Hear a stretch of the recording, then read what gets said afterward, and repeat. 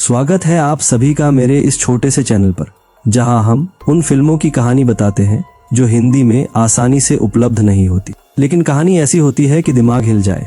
आज की फिल्म है 2003 की एक थ्रिलर फिल्म विकेड माइंड्स, जहां प्यार है, धोखा है, प्लानिंग है और सबसे ज्यादा है दिमागी खेल, क्योंकि यहाँ हर मुस्कान के पीछे कोई ना कोई खतरनाक इरादा छुपा हुआ है। कहानी की शुरुआत होल्डन नाम के एक युवा लड़के से होती है जो ग्रेजुएशन पूरा करने के बाद अपने पिता से मिलने उनके घर जा रहा होता है। होल्डन काफी सालों से अपने पिता से नहीं मिला था, जिसकी वजह से उसके अंदर एक अलग ही स्तर की उत्सुकता थी। उसके पिता बिजनेस के सिलसिले में ज्यादातर समय व्यस्त रहते थे, लेकिन इसके बावजूद उन्होंने कभी भी होल्डन को किसी चीज की कमी महसूस नहीं होने दी। जैसे ही होल्डन अपने पिता के घर पहुंचता है, सबसे पहले उसकी मुलाकात घर की नौकरानी समांथा से होती है। समांथा बचपन में होल्डन की देखभाल किया करती थी। वो होल्डन को बताती है कि उसके पिता ने उसके लिए एक बड़ा सरप्राइज प्लान किया है और वह ऊपर वाले कमरे में उसका इंतजार कर रहे हैं। होल्डन तुरंत अपने पिता से मिलने उनके कमरे में जाता है, लेकिन वहाँ उसके पिता मौजूद नहीं होते। होल्डन को लगता है कि शायद उसके पिता बाथरूम में होंगे। जैसे ही वो दरवाजा खोलता है तो देखता है कि वहाँ उसकी ही उम्र की एक लड़की नहा रही होती है। यहाँ होल्डन सोचता है ये सरप्राइज कुछ ज्यादा ही जल्दी मिल गया। उसी समय होल्डन के पिता बाहर से जॉगिंग करके वापस लौटते हैं। अपने बेटे को देखकर वो बेहद खुश होते हैं और हालचाल पूछने के बाद उसे अपनी नई पत्नी लाना से मिलवाते हैं। इस तरह लाना असल में अब होल्डन की सौतेली माँ होती है। फिल्म यही साफ बता देती है भाई, आगे जो होने वाला है वो बिल्कुल नॉर्मल नहीं होने वाला। होल्डन अपने पिता से पूछता है कि उन्होंने दूसरी शादी कर ली और उसे इस बारे में बताया तक नहीं। इस पर उसके पिता कहते हैं कि वो उसे सरप्राइज देना चाहते थे। शाम को होल्डन के पिता उसे एक नीलामी में लेकर जाते हैं, जहां वो लाना के लिए एक बेहद महंगा हार खरीदते हैं। नीलामी के दौरान टहलते हुए लाना होल्डन से उसकी गर्लफ्रेंड के बारे में पूछती है। होल्डन बताता है कि उसकी कोई गर्लफ्रेंड नहीं है। होल्डन के अकेलेपन को देखते हुए लाना उसे अपनी दोस्त निकोल से मिलवाती है। इसके बाद लाना अपने पति मेसन के वकील फ्रैंक से बातचीत करने लगती है। अपनी पत्नी को फ्रैंक के साथ बात करते देखकर मेसन के मन में अंदर ही अंदर जलन पैदा हो जाती है। उसे डर लगने लगता है कि कहीं लाना उसे छोड़कर किसी और के साथ न चली जाए। इसी बात को लेकर घर लौटते समय मेसन होल्डन के सामने ही लाना से बहस करने लगता है। लाना समझाती है कि वो जैसा सोच रहा है वैसा कुछ भी नहीं है, वो सिर्फ फ्रैंक से बातचीत कर रही थी। अगले दिन लाना बगीचे में पौधों को पानी दे रही होती है, यानी कि होल्डन के बाप का बगीचा भी है। तभी होल्डन उसके पास आता है और पिछली रात की बात को लेकर चर्चा करने की कोशिश करता है, लेकिन लाना कहती है कि ये सब घरों में होता रहता है और होल्डन को चिंता करने की जरूरत नहीं है। मेसन होल्डन को अपनी पसंदीदा कार दिखाता है और सख्त हिदायत देता है कि वो उस कार को हाथ भी न लगाए, क्योंकि मेसन को कोई भी उसकी कार को छुए ये बिल्कुल पसंद नहीं होता। वो अपने बेटे के साथ समय बिताना चाहता था, लेकिन काम की वजह से होल्डन के लिए समय नहीं निकाल पाता। दूसरी तरफ लाना और होल्डन घर में अकेले अकेले उबने लगते हैं और कहीं बाहर जाने की योजना बनाते हैं। लाना मेसन की उसी पसंदीदा कार को गैरेज से बाहर निकाल लेती है, जिसे छूने से मेसन ने होल्डन को मना किया था। होल्डन डर जाता है और कार चलाने से मना करता है, लेकिन फिर भी दोनों उसी कार में बाहर निकल जाते हैं। वे एक बार तक पहुंचते हैं, लेकिन उस दिन बार बंद होता है, क्योंकि बार का मालिक लाना का अच्छा दोस्त था, इसलिए उसे बाहर रखी चाबी के बारे में पता होता है। दोनों बार खोलकर अंदर जाते हैं, ड्रिंक करते हैं और हंसी मजाक करते हैं। धीरे धीरे दोनों एक दूसरे के काफी करीब आ जाते हैं। ये नजदीकी आगे चलकर एक ऐसी सीमा पार कर जाती है जिसे दोनों को पार नहीं करना चाहिए था। जब दोनों घर लौटते हैं तो मेसन पहले से घर में मौजूद होता है। रात में मेसन लाना को उसकी कार ले जाने के लिए डांटता है और ये सब होल्डन अपने कमरे से सुन रहा होता है। अगली सुबह नाश्ते के दौरान होल्डन लाना की कलाई पर चोट के निशान देखता है। उसे लगता है कि शायद उसके पिता ने कार की वजह से लाना के साथ बुरा बर्ताव किया होगा, लेकिन मेसन उस समय बिल्कुल सामान्य व्यवहार कर रहा था, जैसे कुछ हुआ ही न हो। उसी दिन मेसन नौकरानी समंथा को उसके जन्मदिन पर स्पा के टिकट देते हुए एक हफ्ते की छुट्टी दे देता है।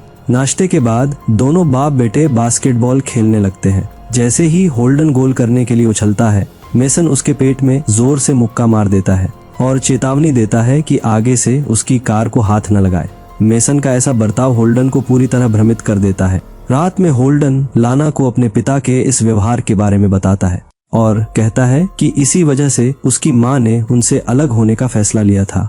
लाना उस दिन बार में हुई घटना को लेकर खुद को असहज महसूस कर रही होती है। और कहती है कि दोनों को उस बात को भूल जाना चाहिए। लेकिन होल्डन इस रिश्ते को आगे बढ़ाना चाहता होता है।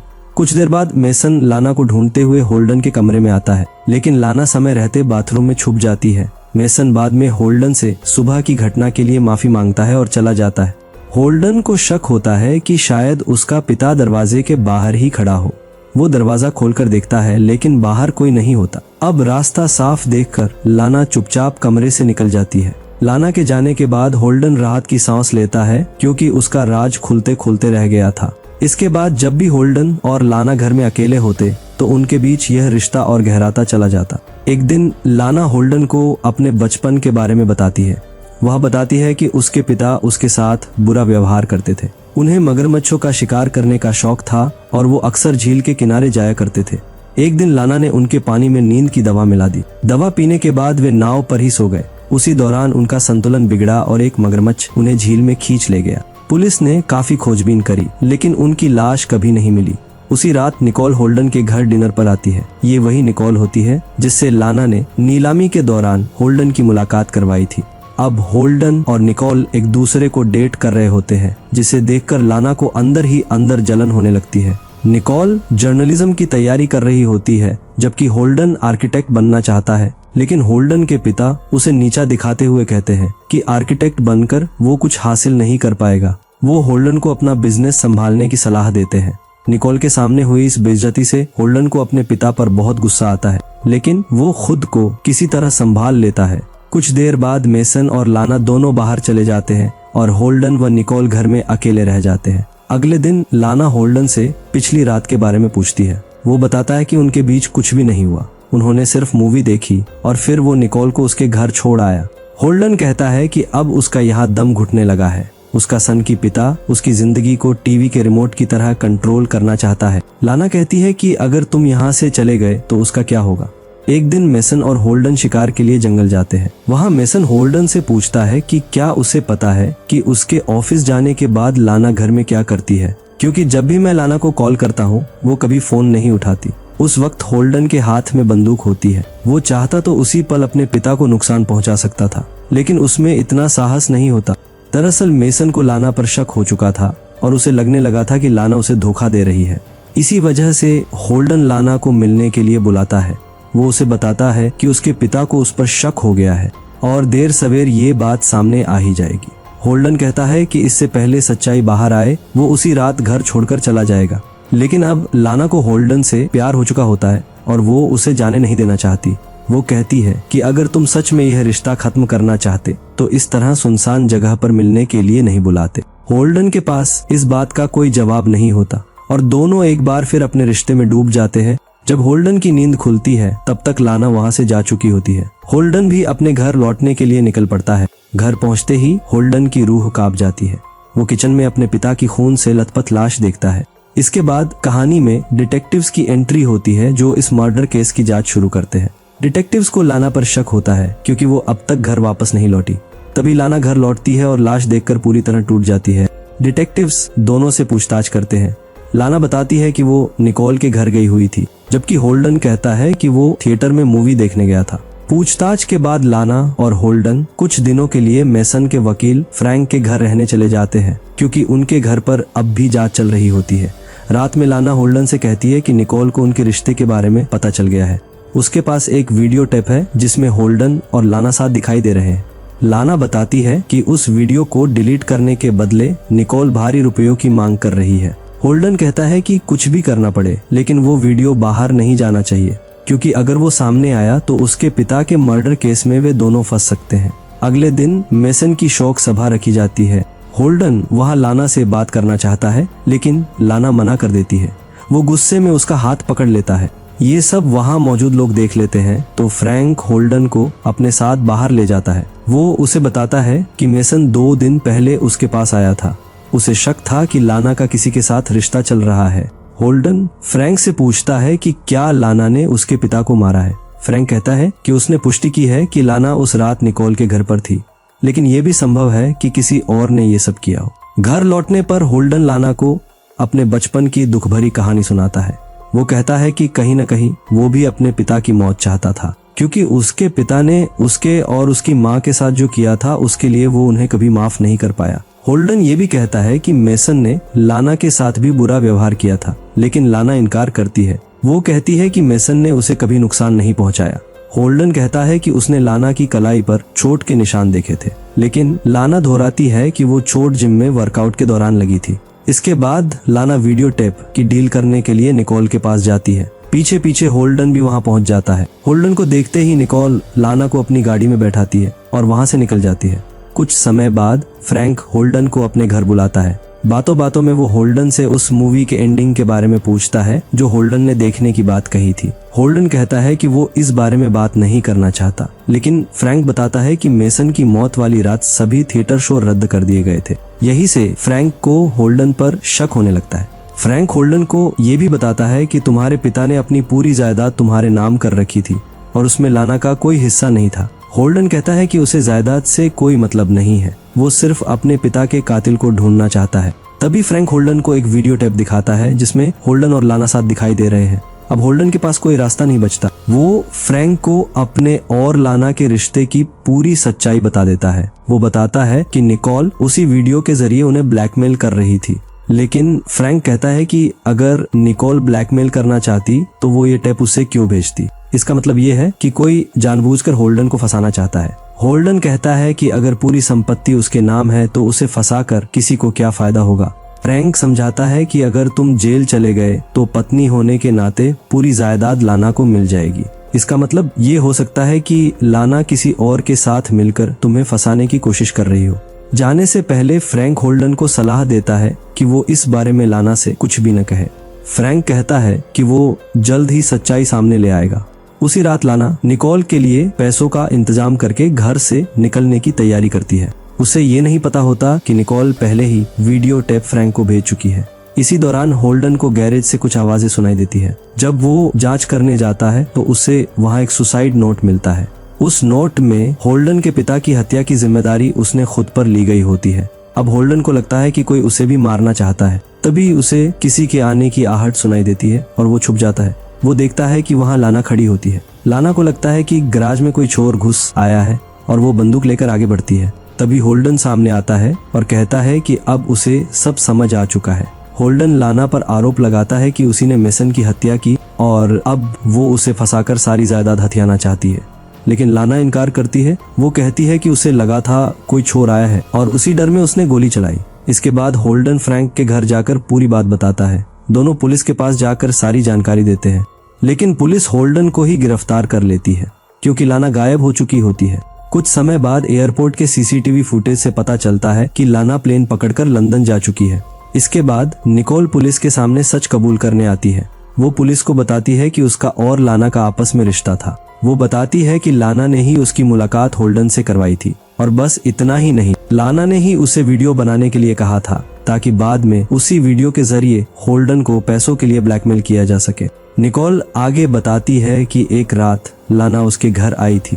उसके हाथों पर खून लगा हुआ था। लाना ने उससे कहा था कि उसने मेसन को मार डाला है और अब वो होल्डन को भी मार देगी। इसके बाद वो ऐसा दिखाएगी जैसे होल्डन ने अपने पिता की हत्या के अपराध में खुद ही अपनी जान ले ली हो। फिर दोनों कहीं दूर जाकर नई जिंदगी शुरू कर लेंगी। लेकिन निकोल को डर लगने लगा था। उसे लगा कि अगर लाना होल्डन और मेसन दोनों को मार सकती है तो उसकी क्या गारंटी है कि वो उसे जिंदा छोड़ेगी। इसी डर की वजह से निकोल ने पुलिस को पूरी सच्चाई बता दी। निकोल के इस बयान के बाद होल्डन को रिहा कर दिया जाता है। इसके बाद फ्रैंक होल्डन को बताता है कि मेसन को पहले जहर दिया गया था और मौत के बाद उसके शरीर पर किसी हथियार से वार किया गया ताकि पुलिस को लगे कि ये काम किसी ताकतवर व्यक्ति ने किया है। अब पुलिस लाना की तलाश में जुट जाती है जबकि होल्डन अपने पिता की यादों में डूबा रहता है। इसी दौरान कुछ पुरानी तस्वीरें जलाते वक्त होल्डन के हाथ वो हथियार लग जाता है जिससे उसके पिता पर वार किया गया था। तभी अचानक पीछे से निकोल आती है और होल्डन पर बंदूक तान देती है, लेकिन ठीक अगले ही पल दोनों एक दूसरे को चूमते हैं। इसके बाद कहानी मेसन की मौत वाली रात में लौट जाती है। यहाँ दिखाया जाता है कि असल में होल्डन ने ही निकोल के साथ मिलकर अपने पिता की हत्या की थी। पुलिस को जो एयरपोर्ट की सीसीटीवी फुटेज मिली थी उसमें लाना नहीं बल्कि निकोल थी जिसने लाना जैसा हुलिया बना रखा था। सबसे चौंकाने वाली बात ये थी कि लाना कहीं गई ही नहीं थी।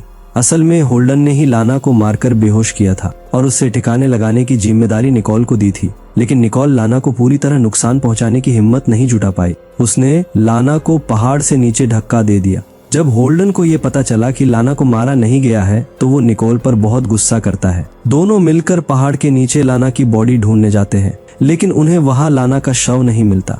उन्हें सिर्फ लाना का हार मिलता है। हार देखकर निकोल को यकीन हो जाता है कि लाना झील की गहराई में कहीं डूब चुकी होगी। होल्डन भी इस बात को मान लेता है। दोनों अगले हफ्ते मिलने का प्लान बनाकर अलग अलग अपने घर लौट जाते हैं। घर पहुंचकर होल्डन पुलिस को कॉल करता है और मर्डर वेपन मिलने की जानकारी देता है। तभी अचानक उसके घर की लाइट चली जाती है। अंधेरे में अचानक लाना सामने आ जाती है। उसके शरीर पर कई चोटों के निशान होते हैं। लाना को देखकर होल्डन पूरी तरह डर जाता है। इससे पहले कि वो कुछ समझ पाता, लाना उस पर गोली चला देती है। लाना कहती है कि उसने होल्डन को अपना सब कुछ समझा, फिर भी उसने उसके साथ धोखा किया। होल्डन जवाब देता है कि लाना उससे प्यार नहीं करती थी, वो सिर्फ अपनी उन इच्छाओं को पूरा कर रही थी जो मेसन पूरी नहीं कर पा रहा था। वो कहता है कि इस घर में हर किसी को किसी न किसी चीज की जरूरत थी। उसके पिता को लाना जैसी खूबसूरत पत्नी चाहिए थी, लाना को होल्डन जैसा जवान साथी और होल्डन को पूरी जायदाद। लाना कहती है कि जायदाद तो उसे वैसे भी मिल जाती, तो फिर उसने उसका इस्तेमाल क्यों किया। होल्डन कहता है कि इस अपराध का साझेदार किसी न किसी को बनाना जरूरी था, इसलिए उसने लाना को चुना। इतना कहकर होल्डन वहाँ से भागने की कोशिश करता है। लाना उसका पीछा करती है और भागते भागते होल्डन उसी पहाड़ के किनारे पहुंच जाता है जहां से निकोल ने लाना को धक्का दिया था। लेकिन इससे पहले कि लाना बदला ले पाती, पुलिस वहां पहुंच जाती है। पुलिस की गोली लगने से लाना पहाड़ से नीचे गिर जाती है और उसकी मौत हो जाती है। इसके साथ ही लाना की सच्चाई झील की गहराई में हमेशा के लिए दब जाती है। अब होल्डन का रास्ता पूरी तरह साफ हो चुका था।